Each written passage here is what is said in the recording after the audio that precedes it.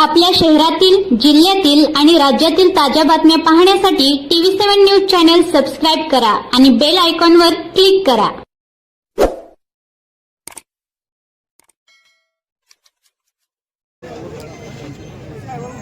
साहेब, आज विजय सभा घेतात, कोळा घेतात.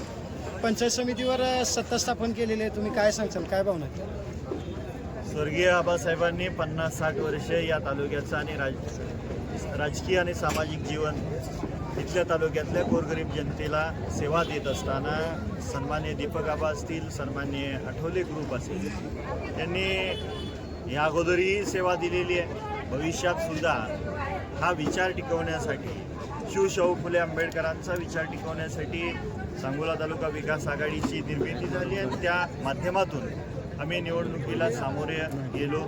पंचायत समितीच्या 14 पैकी 9 जागा निवडून आल्या.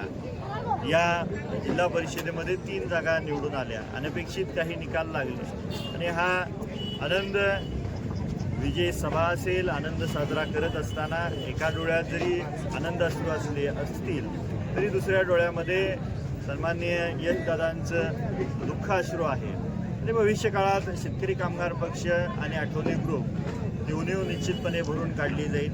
आपल्या माध्यमातून या तालुक्यातल्या जनतेला आम्ही आव्हान करतो की जो विश्वास आमच्या या सांगोला तालुका विकास आघाडी आणि आठवले गटावरती टाकला, भविष्य काळामध्ये 5 वर्ष पंचायत समितीच्या माध्यमातून सेवा देत असताना शेतकरी, कामगार, कष्टकरी, वंचित, बहुजन वर्ग आणि त्याचबरोबर महिलांची सुरक्षितता असेल आणि महिलांचे प्रश्न असेल ते चांगल्या पद्धतीने सोडवले जातील. आबासाहेबांनी कायम हा महामंत्र दिला होता की विजयाने हुरळून जायचं नाही आणि पराभवाने खचून जायचं नाही. काही उमेदवार पराभूत झालेले निश्चितपणे भविष्यकाळामध्ये त्यात आमच्या माध्यमातून तीही उणीव भरून काढली जाईल. आणि आपल्या माध्यमातून या तालुक्यातल्या सांगोला तालुका विकास आघाडीच्या तरुणांना माझं आव्हान असेल की निवडणूक झालेली आहे.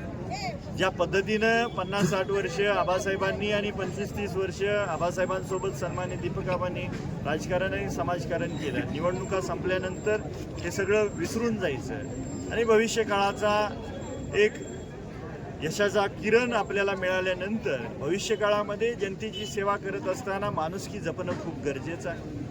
जी स्वर्गीय आबासाहेबांनी जपली, सन्मान्य दीपक आबांनी जपली, तिथून पुढच्या काळात माझ्यावर असेल, आठवले ग्रुपचे नेते मंडळी असतील, दीपक आबा ग्रुपचे सर्व पदाधिकारी असतील, यांच्यावरती आहे.